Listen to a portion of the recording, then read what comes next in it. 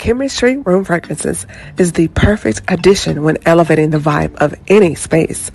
Whether if it's your home, car, or office, and something needs a quick refresh, our room fragrances provide that beautiful burst of fragrance with just one quick mist. Shop now at www.chemistryroomfragrances.com and be sure to follow us on Instagram at Chemistry Room Fragrances. Chemistry Room Fragrances. Smells so good.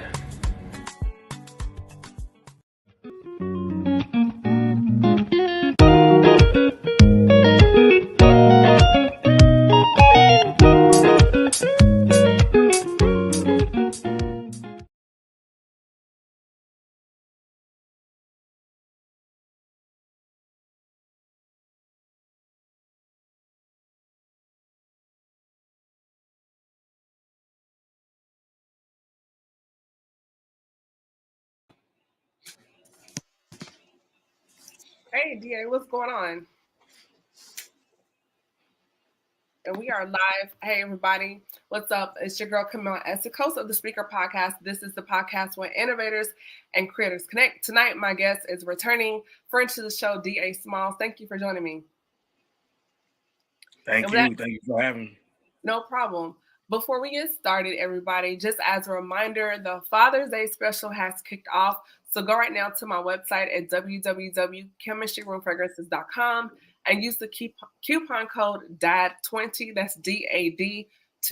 That way you can save 20% off at the checkout. Earlier today, I did a surprise giveaway to some of my faithful shoppers and customers. I gave out randomly to some of my subscribers gift cards, which they can use towards their next purchase. So it does pay to subscribe because you never know. You may get an email saying, hey, guess what? You got a gift card. Also, you all, Chemistry Room Fragrances, we do have the Good Black Men merchandise out there.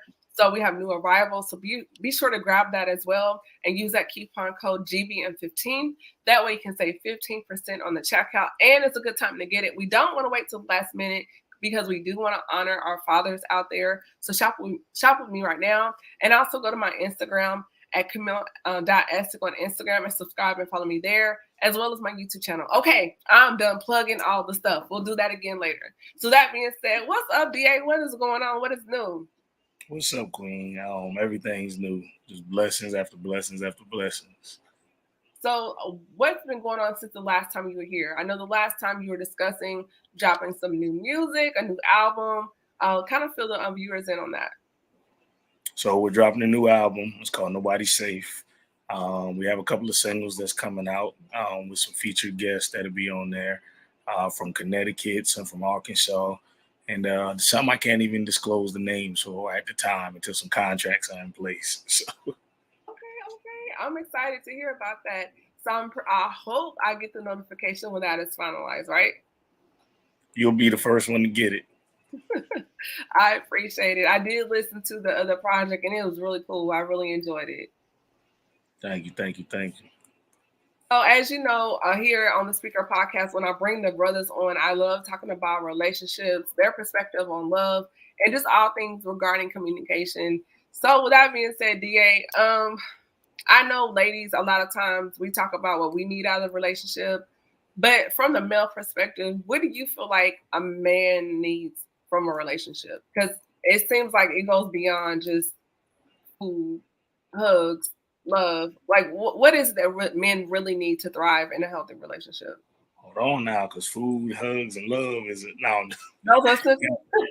Those are some essential things, but the Maslow hierarchy of needs. That's exactly what's needed. Yeah. To be honest, men,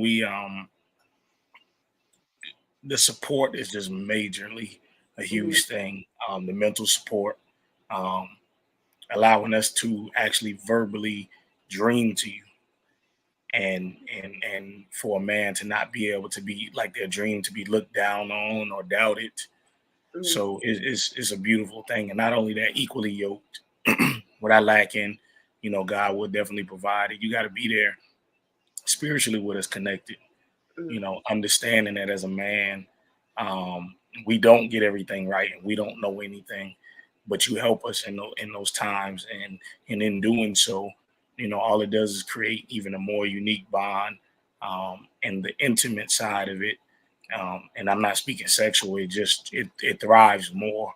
So that would do a lot. Add God in the equation first and foremost, and just supporting our dreams, allowing us to dream to you is something very huge for men.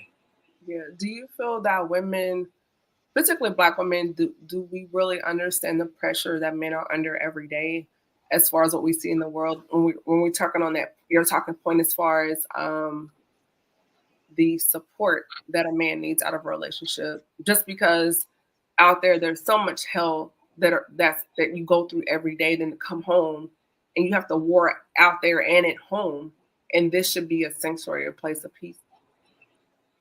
So I can't speak for every woman, but majority of them, I don't believe they understand the pressures. And Mhm, even when they understand the pressures, they're looking for women have a stability mindset. And it's not saying that men don't, but when women have a stability mindset and a man is a dreamer, mhm, and he's not in that stable form that it looks like while operating in his dream, they wouldn't understand what it's like for the pressures of a mhm, man to be able to like operate in his dream, focus on it, and have that support, how to do it, mhm, and you can't fault everybody at the same time, because sometimes it's not taught. It's just so much of a generational thing that's, hey, if he's not stable, or if yeah, this doesn't look like this, stay in that position, or move yourself until this looks like this. And you have no idea what God is doing in you that's helping this man, and what's doing in him that's helping you as far as a relationship. mhm.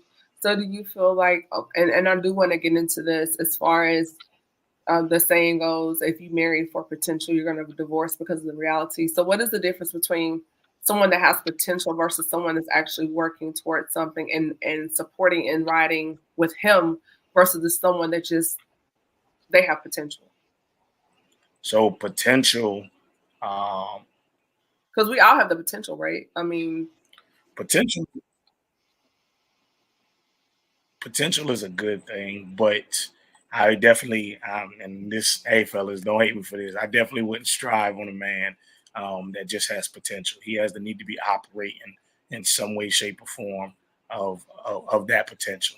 He has mm, to show himself and that he can do this, and not just for his family, but also for him to meet those mhm, needs, because potential can be 15, 20 years, and you potentially be always broke, or to potentially living paycheck to paycheck, or potentially harming your family, just mhm, because women thrive on potential. And you don't want to do that right there. You actually want to make sure that the man is doing exactly what he said he's going to do, or at least striving in those areas of the potential that he has. mhm. Yeah. So, and then that slides over into the next part of that as far as something else you brought out. Um, we were joking, but seriously, love versus respect. Because, and that's something I'm hearing more as I listen to other men speak as far as, and I'm not meaning like respect, like I'm the man, I'm the head, da, da, da, da, like beat on my chest, but as far as like having a genuine respect for him versus love. Because when I'm learning, just listening to men talk, you equate love to respect. Is that right? We do. We do How? equate love to respect.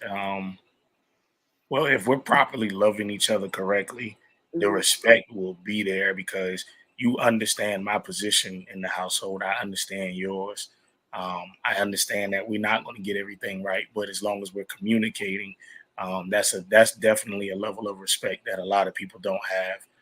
mhm, They also want to be so high and so right that they forget the other person may not be at the level that they're at, and don't understand why they think the way they think. So we never sit down and take the time to figure that out. But I remember hearing somebody say, the Bible says, men, love your wives. It never said anything about women, love your husbands. And I remember he was speaking on about you should respect your husbands. And when he said that, I never understood the level that he was speaking from.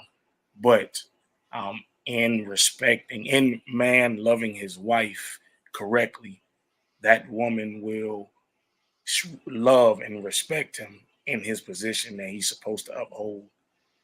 It just comes hand in hand. That's if he's doing his job properly. Mm. Okay, so then my next question is, what should he be doing to get the respect? Like, what are some examples of that? Is it just more than going out to work every day? Like, hitting the checks, but what does that look like? So different relationships require different things. That's why that communication is just key factor because um, for one, before a man even gets to that relationship, he needs to be operating in a sense of that he already has that family. So when he gets to his job, he need to be thinking about not just how much my bachelor is, how my one bedroom is, but he needs to be operating in a sense of, okay, I have wife, I have kids, and when he operates in that sense, by the time he gets to his wife and his kids, he's already been operating in that. So that's out the way. So now he has to be open minded. Now he has to remember that whomever his wife is has not been with him for X amount of years, don't know how he operates, and he doesn't know how she operates. We only got a small, like description or depiction of how they operate based off of dating or courting or whatever the case may be. So now he needs to have an open mind that, hey, to love my wife properly is to listen to her, to communicate properly my emotions or how I feel, and to communicate properly when she tells me what she needs. And she'll tell you what she needs, not only by verbally speaking it, but by body language, um, how she looks at certain things. Those are things that you have to do as a man. And when doing such a thing, she will, that respect will be just like in her. It's so embedded in her. It's crazy. So pretty much you're saying that he needs to take the time to just to learn her. Take the time to learn her. Okay. So then I know women, we are always communicating, but what does communication look like when a man has gone through trauma or he's coping through a situation that may have happened to him in the past? Like, how do women, two-part question. One, well, first question is, how is the space that the man and the woman they create to make it safe to communicate and knowing that, hey, I can tell you this and it's not going to be weaponized or used against me later? So I remember when we was on here one day and we was talking about this with a group of us. Um, the one that's yours Mhm. truly will have a set of feelings or even emotions, or her spirit will recognize that this man has been traumatized, and Mm. she'll be willing to listen. She'll be willing to understand even when he does things differently. Her motives will never change about her relationship. um, Weaponize is a good word that I love that you use all the time. If their trauma or anything that they've told you have been weaponized over and over again, just be prepared just to wait. You're gonna have to, because the man, we we we look at patterns, and if we see anything that's accustomed to what we've been seeing for such a long time during that trauma, when verbalizing that to a woman, we won't say anything. We'll show it, but we won't say anything. So there's like a wall, or there's an already a distrust because he's like, well, the last time I opened up, somebody used it against me, so I don't feel safe. Like, it's not safe for me to come out and play, pretty much. It's not, very much not safe, and we speak a lot of different ways. Gym, hanging out with the boys, going out, all of that stuff. You'll know, especially when a man wants to be out 24/7 and not at home. I never thought about that. Isn't that like I won't say avoidance, but there's a lack of comfort. So he goes to places that are familiar. He does, and sometimes because it's not, he doesn't know how to verbalize it to you. He'll wait till you'll open up the door. He won't just speak on it. He'll wait till you open up the door, but sometimes it's too late. By that time you've been going out, and the house is taken care of. Yeah, financially, but by the time she get to the point where she like, well, you're always gone and all of this, now it blows up to, an argument, as opposed to him saying, look, this is what's going on. I don't feel comfortable yet opening up to you because of such and such. As long as you communicate that with your woman, she can understand. I'm not saying that she'll always wait for an extended period of time, but she'll Mhm. have a level of understanding. So then, how who goes first? Because I mean, at some point, someone has to talk, right? The man, he should. But we He know should. because I hear so many times like women are going, "Well, what's going on? Are you okay?" And it's nothing. I'm good. I'm cool. And we know something's wrong. Well, that's because they haven't developed that level of relationship. Most people they jump to sex, and sex is if it's not if you're not so intimate with your partner, you could just have sex and still be broken. Mm, Because it's a temporary fix. For the time. So she thinks she's done a due diligence because now he got a smile on his face and or bought him something and not knowing that he's still broken. So the man should really take the time to get counseling prior, um, be able to try to open up. Males, we should actually be there for each other and communicate that to our brothers. Like, hey, your first option should be your woman to talk to. That shows her that you trust her. You telling me everything, and I'm coming there all the time knowing what's going on, and she doesn't know anything. That's a lack of trust. That might show how much you're not ready actually for that relationship. okay, so you touched on something that I wanted to know as we're having this conversation. A lot of men don't talk. They'll hang out, they play ball, they go work out, but really talking, no, because then it's like fear of being ridiculed, fear of someone making fun of them.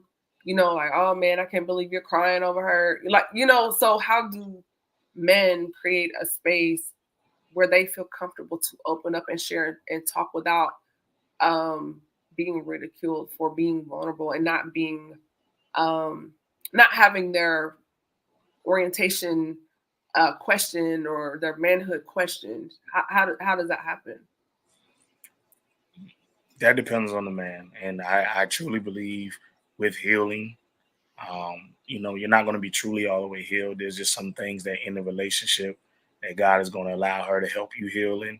Mm. But the man, he really needs to seek help when it comes down to that. Like I said, men, we have to start letting our men know that it's okay to be vulnerable with your woman. That actually draws you closer to her. Um, I remember one point in time, like I stayed in the gym not because I loved the gym, but because it Mm. was a way for me to speak. Like the weights didn't have nothing to say back. So all I could do was throw those weights around, Can and you I break was that down a little bit? Can you break that down a little bit? Like, what do you mean by the weights don't speak so back? I was more so everything that I was saying was being weaponized. Mm. But that person actually didn't ever want it to be married. So with that being said, like if Wait, you wanted to be married, but she did not. yeah, Mm. so everything, it was so many like debates and arguments and stuff like that. So I started getting very close with the gym because the gym was my place of I could throw up as much weight, I can throw these weights around and they couldn't say anything back. It was a way for me to take out any aggression, any upsetness that I had, but it was a temporary fix because by the time I finished there and I came back home, I stayed in the gym at least 6, 7 hours of my day. Wait, whoa, that's a long time. It is. I mean, it's broken up, but you got to think 2 and 3 hours in the gym, spaced out over a 24-hour period. At least 8 of those hours you getting sleep. So that is a very long time. But that's how much, that's how broken I was prior to the relationship, and that's how much the relationship impacted me as well by not being able to speak on those things. Okay, so do men I guess I'm trying to thread the psychology. I'm analytical anyway, but just threading together the psychology. So for some men, not all, but some men, they either dig into work or like the gym, or they become overachievers like in their brands or businesses as far as chasing money or education or combination of all these things. So pretty much, are you saying it's like a coping mechanism or a way to like Yes. um check out, I guess, It or is. challenge? It is. It's very much of a coping mechanism. It's a way. If, like I said, if your person is spending more time out at some place, you might want to reevaluate your relationship and figure out what is it. Don't say what is it that he's doing wrong. Ask yourself what is it that you're not saying that's right. And then at the same time, because what happens is we like to point the finger at each other instead of just saying, okay, what can I fix about myself? Like, so me, I use me for an example. Um, because I was in the gym a lot and I was playing football and doing every other thing to cope with the lack of healing. I remember at one point in time, she was like, hey, you're not home. You're here with your son, but you're not here with me. And so what I did was to make sure that this relationship was a relationship that was for me.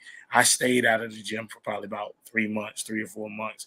I stopped playing football. I wanted to see, hey, okay, what is it that I can fix that's going to make our relationship better?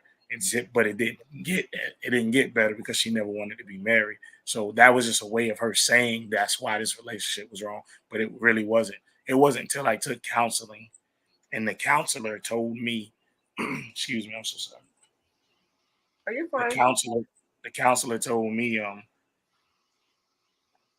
the counselor told me that she didn't want to be here, that she didn't even want to try to fix the relationship, and she told me I didn't have to continue the counseling if I didn't want to. I told her because I was tired of being broken that hey, I wanted to learn more about myself and how can I communicate better because I didn't speak up. I always used to say I'm okay, knowing that I was broken, knowing that I was hurt, because I didn't have nobody to vocalize that with. And that's another thing that makes males go to other females. If another female ever gives him that vulnerability where he could be vulnerable with them, then that's how cheating happens. That's why males sometimes stay at work because they got somebody there that's actually showing them that sense of, and then those overachievers come into play because everybody is the women are like always there at their disposal.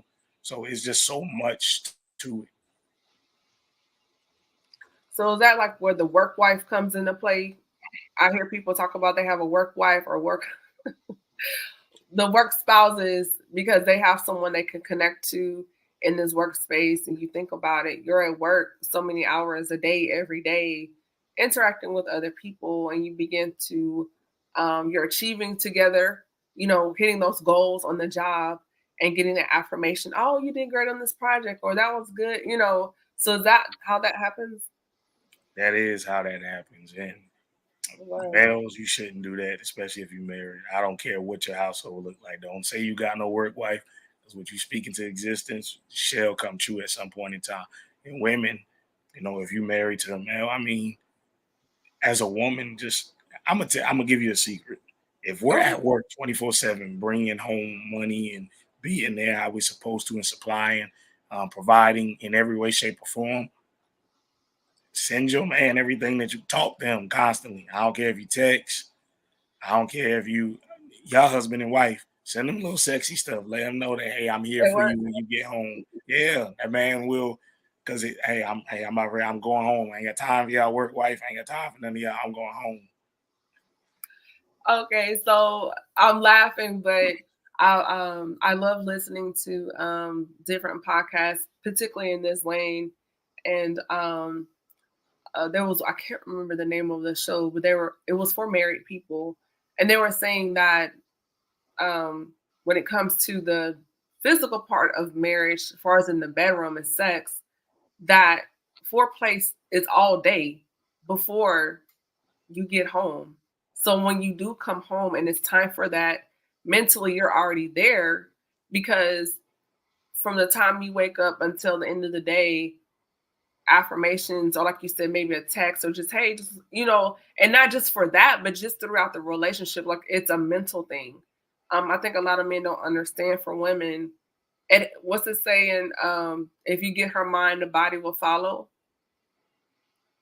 So And if it's, you lose her mind, it's over with. oh gosh, that's a whole nother show. But as far as just women love to be reaffirmed. Not all, but most women like to feel safe. There's a sense of security, and it's not, and it's some physical, but a lot of it is psychological security, knowing where she fits in your life, and not just your position, but in hearing your heart. And so when I think that is communicated and understood, and then and you include the acts of affirmation, which is the five love languages, and whatever your love language is, and you operate in that lane, not how you want to be loved, but operating how that other person wants to be loved. Because maybe for you, it's not acts of kind or gifts. Maybe your thing is affirmation and saying, "Hey, Da, thank you for fixing the wall tiles," or things like that. So just learning, like you mentioned before, what that person's language is and observing. So what were your thoughts on that? Um, don't give nobody your love language. Don't tell them what it is. Allow them Mm, to earn it. Allow them to earn your love language. That shows how much that they're actually paying attention to you, that they actually want to know. I know one thing I used to tell um, even the mother of my child. I used to be like, teach me to be the man that you need me to be.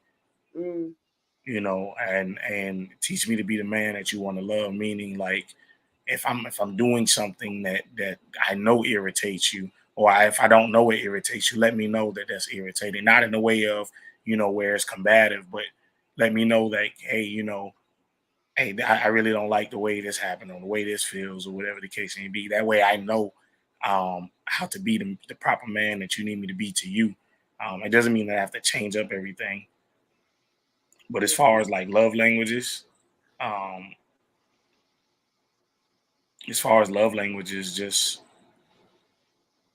truly, like, just pay attention to your woman.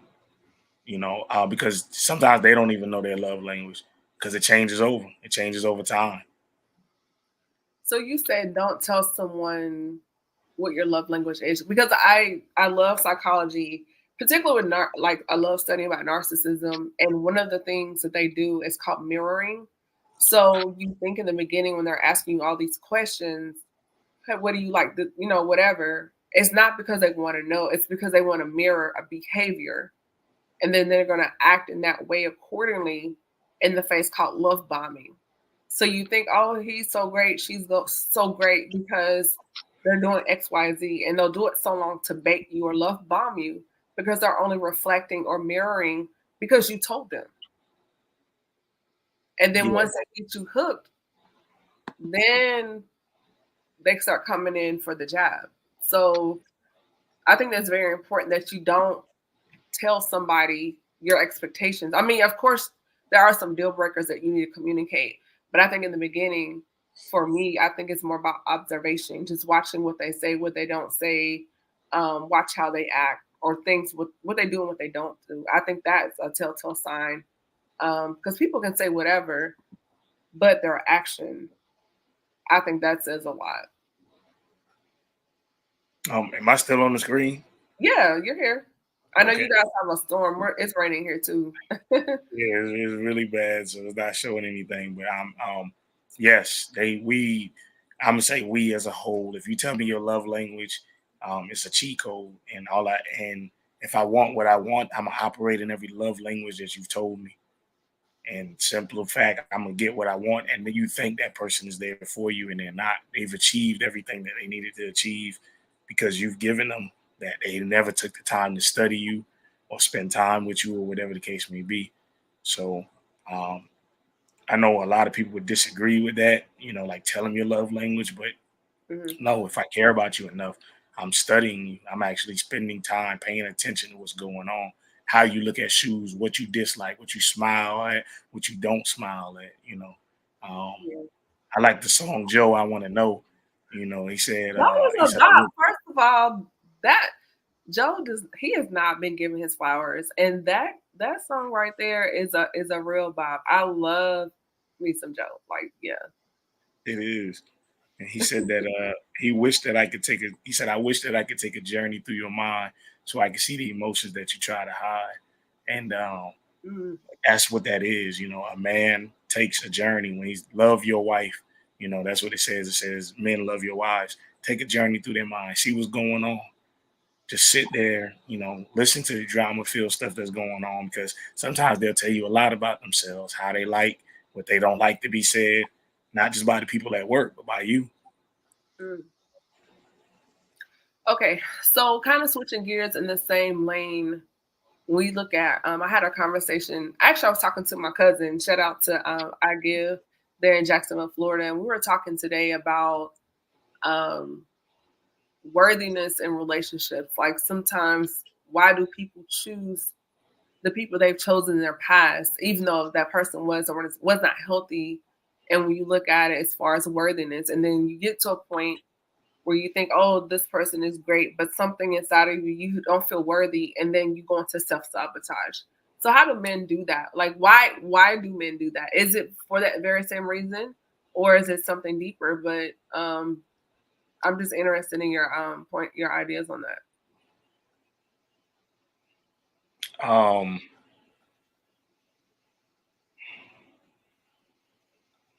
Because it seems like well, men do sabotage good, like it's a good thing, like everything is smooth, and then boom. when you, Like, when you're not used to seeing something um, good all the time, and you're used to a lot of bad stuff happening, when all those good things going well, you waiting for the bad.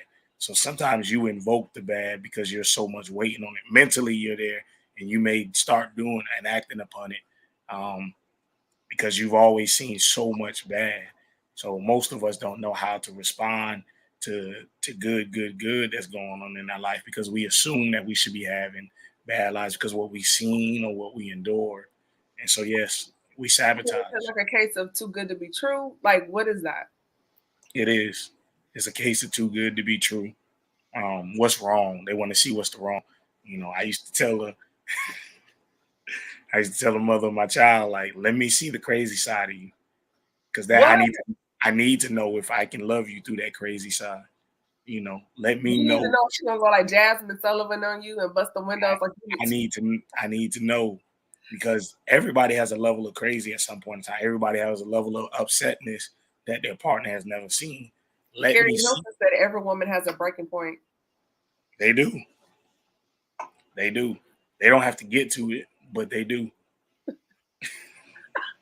Some of them get to it sooner than, than they I should. mean, y'all be trying us sometimes, like for real. So We I was, feel we feel tried though as men. do you? Okay, so how do men feel tried? How?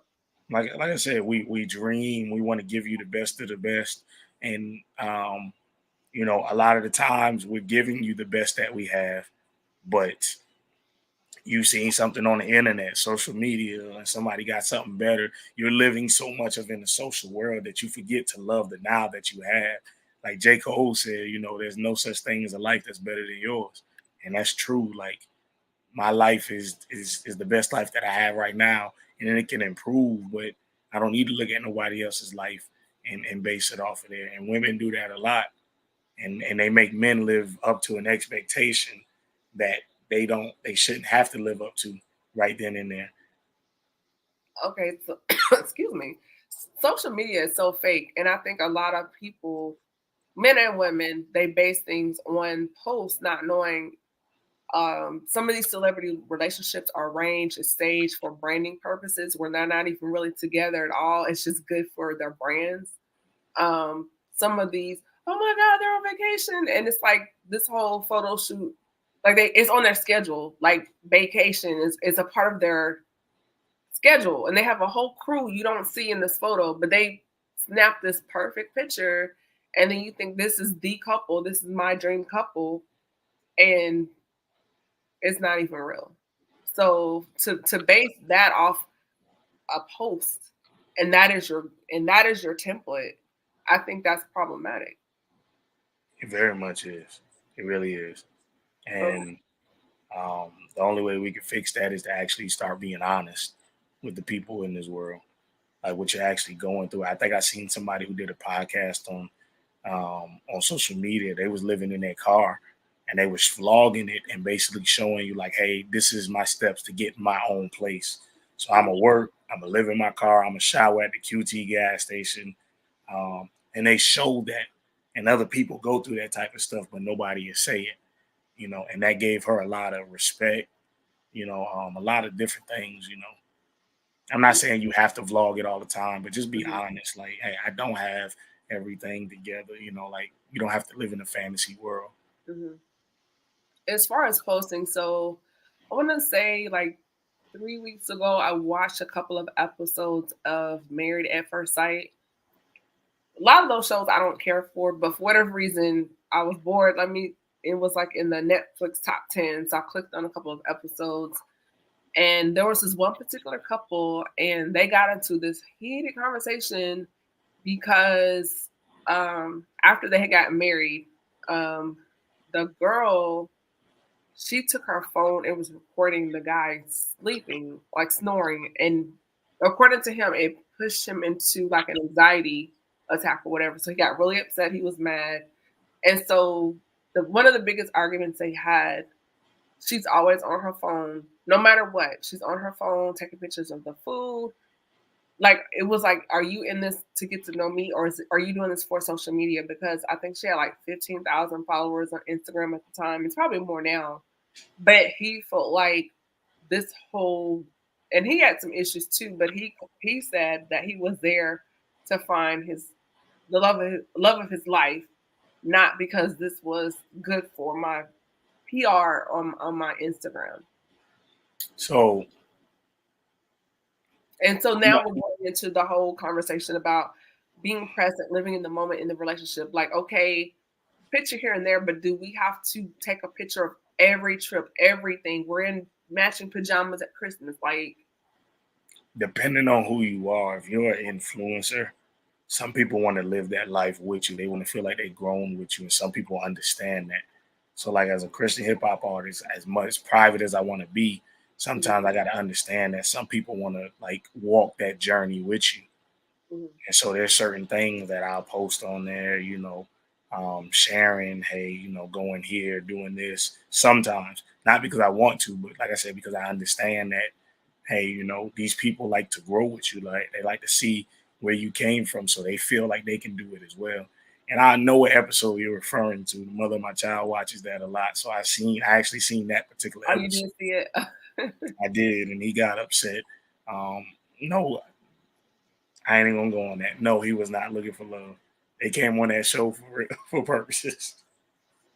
So, but um, no, we don't have to show everything.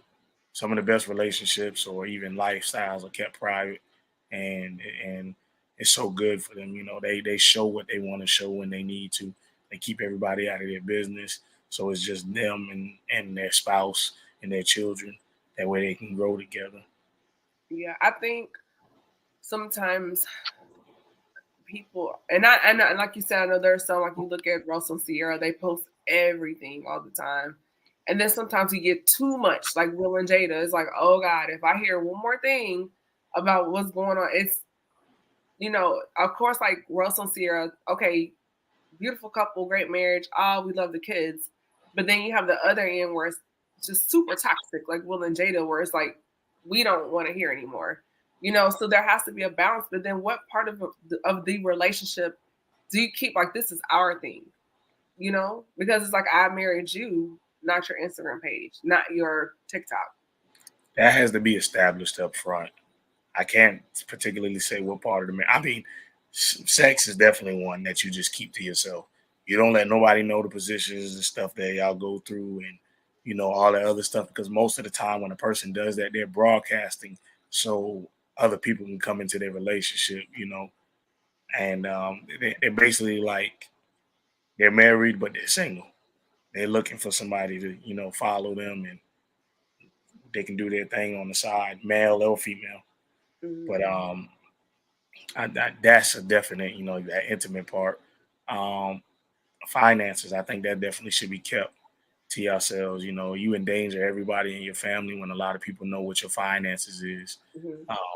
and all your trips that you're going on too, because they assume that you have money regardless if you got it or not, and that's how you end up, getting robbed or, some other crazy stuff that's going on. So, I, Yeah.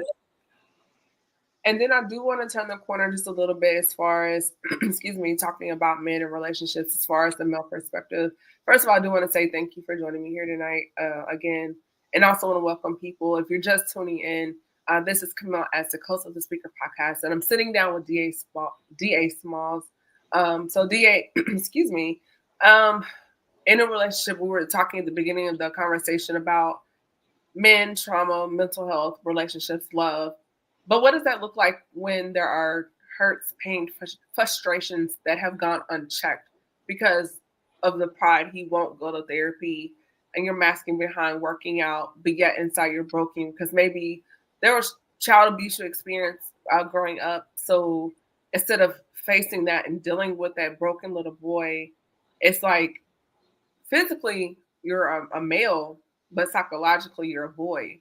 So when that is unchecked, how does that show up in a relationship? Is it through anger, violent? Like what is the the downside to that?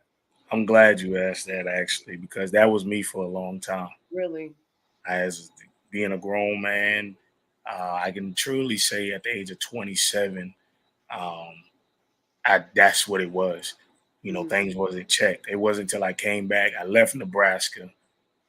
So many things went wrong, and this guy got a funny way of doing things. So many things went wrong in Nebraska, and my father never ever said, "Hey, I'll pay for a plane ticket for you to come home." It just so happened to be he was like, I pay for a plane ticket for you to come home. So I'm like, all right, God, whatever you about to do. It took some healing. It took me as a boy to actually face everything that took place, where I came from, where all the trauma started. Not everybody has to go through that, but most of the time, where the trauma started is where your healing begins. When you get away from those things, when you come back to it. There were some people that I had to apologize to, some things that I've done. It traumatized them and it hurt me because whatever my spirit was, it was just messed up. So, um, what it looks like is aggression. It looks anger. It looks silence. Um, all you'll see is a smile on a person's face, but they're truly really hurt.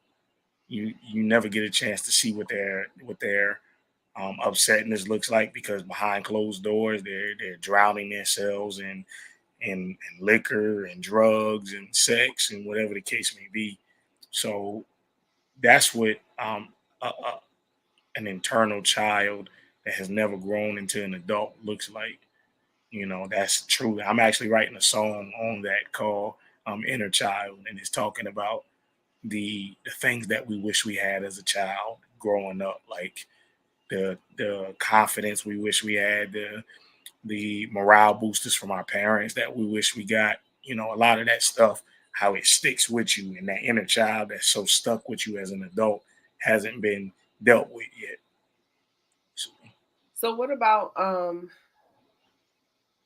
having the permission to process that and giving yourself as a man, and particularly for black men, the permission to process and to experience those emotions in a way that's healthy. that's going to come through another male. A Mm, male has to show another male that, hey, it's okay to be like this. It's okay to not be okay sometimes. It's okay to talk about what's going on. Um, Most of the time, if a male looks for from it through a woman, I'm not going to say that it can't get done, but I'm definitely going to say that um, it won't be as fulfilled, because he got so many temporary fixes in there. She's showing affection, she's cooking. Nothing that's really not been dealt with. It's just been masked and covered over. mm.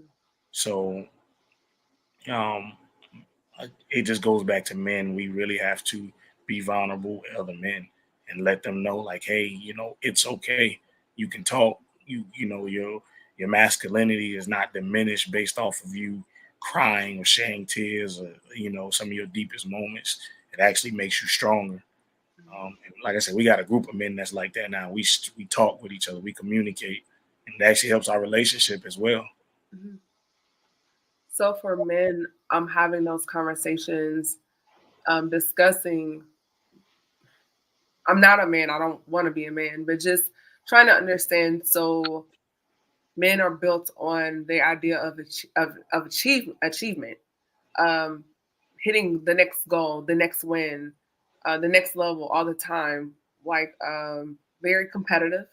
So when you feel like you're failing in your relationship, that's something that you did not win at. So does that impact something in your mind when you feel like, man, this is something I want, but I'm not getting it right?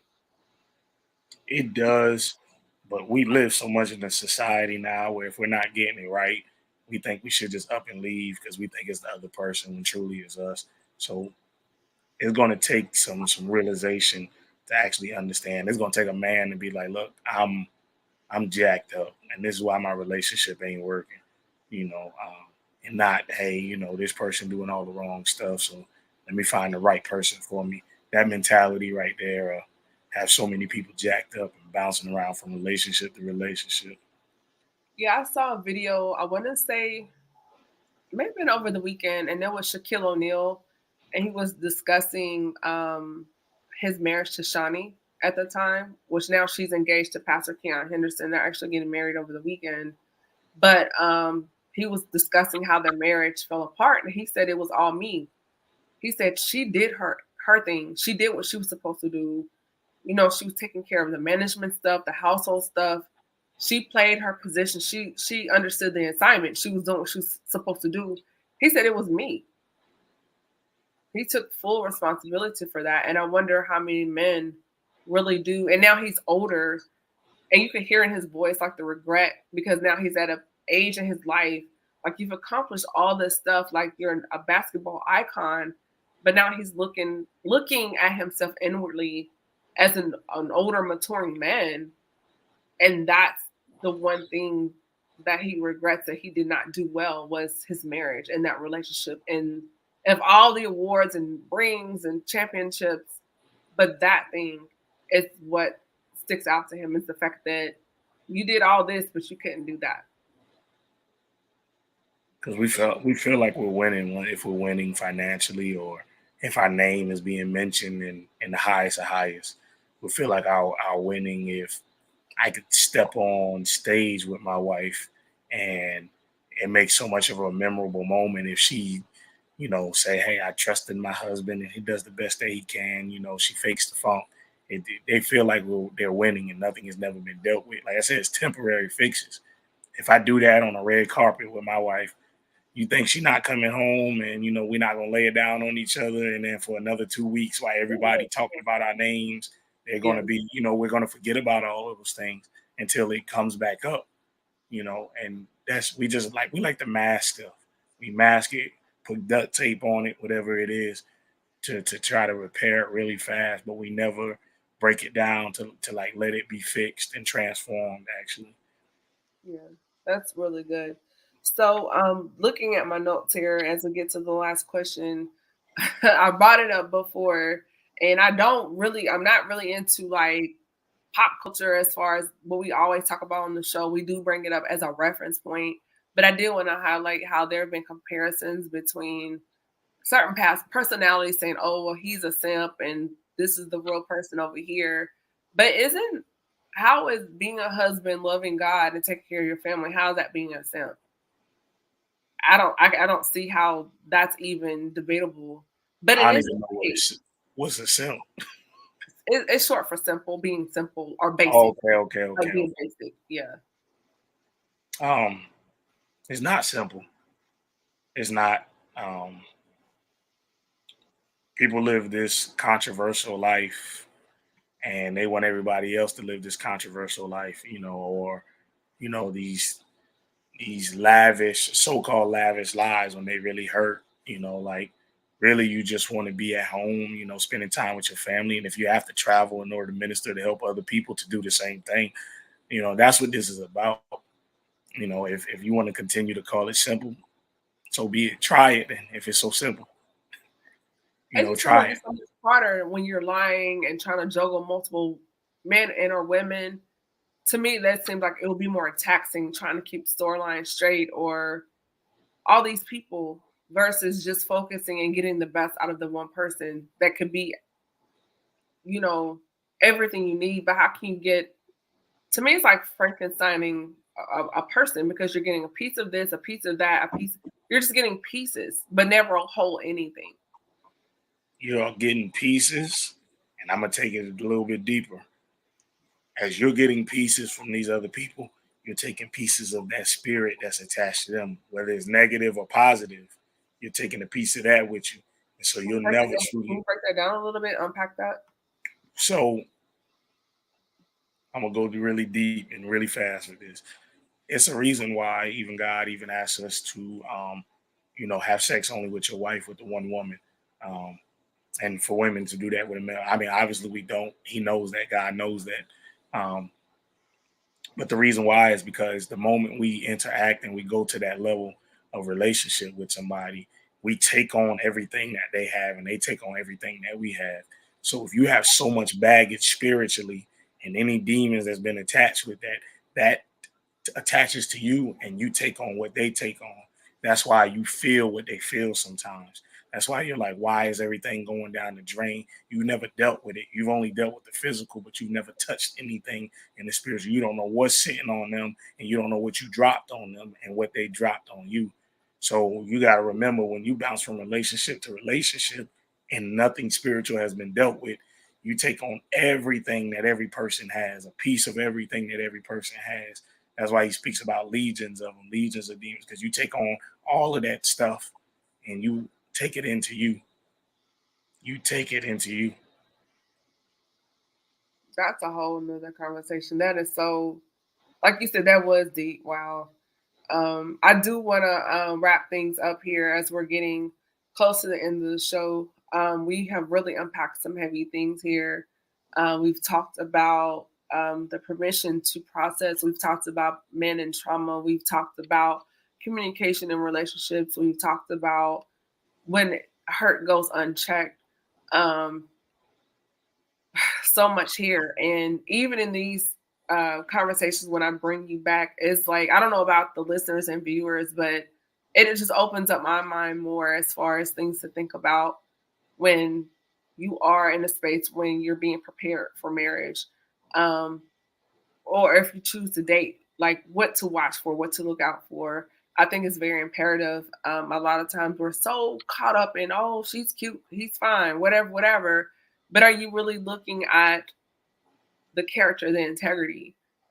Because on paper, they can be the right fit, air quotes, they can hit all the checks. Whether the look you're going for, the education, the finances, all of those things, but their character, their spiritual life, the integrity, how they walk every day as a person, as a man, as a woman, to me, that's what matters. You know, That's real. That's that real and that's honest. yeah. Because if you marry this person and you get sick, they're out the door. What? The vows say in sickness and in health. What if you're sick and you can't bathe yourself? Is this person going to stay and bathe you? Are they going to run off with the home health nurse? I'm serious. Seriously, it's you have to look at. Are you going to let me through the situation? Someone said that marriage is cyclical. You have your ups and your downs. What if you're in a valley in your relationship in your marriage for 2 or 3 years, and there's an upswing, but will you stay around for it to come back up again? Because life is Most filled of with. the time, most of the time they won't. And again, the only reason I know marriage is more difficult than bouncing around from relationships as well. It's difficult because it exemplifies the unity of Christ. It exemplifies that, hey, I can love you through the ups and downs. That's why God said, love them as I have loved you. Because marriage shows, hey, I can love you when you tick me off. I can love you when finances ain't looking correctly. I can love you when we eating bread and hot dogs instead of eating steak and potatoes. I can love you with all of these conditions right here.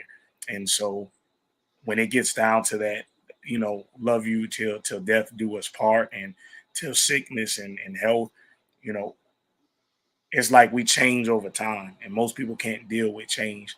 They want what they got into the relationship with. They want that, whether that person was, 110 pounds and abs and all that. They want all of that. And then, when that person changes that up, now their image, instead of them like, hey, I still love you, or let me help you in this, now they're like, well, this is what I wanted. This is what I wanted to stay with. They can't accept change in the relationship. And even as you get older, you may have like foot rubs when you was 20.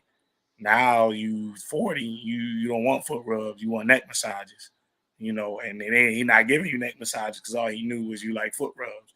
We don't study those things. That's why I say, men, please just study your wives, and pay attention to what's going on, for real, because it will make a better relationship. Never think that you know everything in your relationship, you know, never.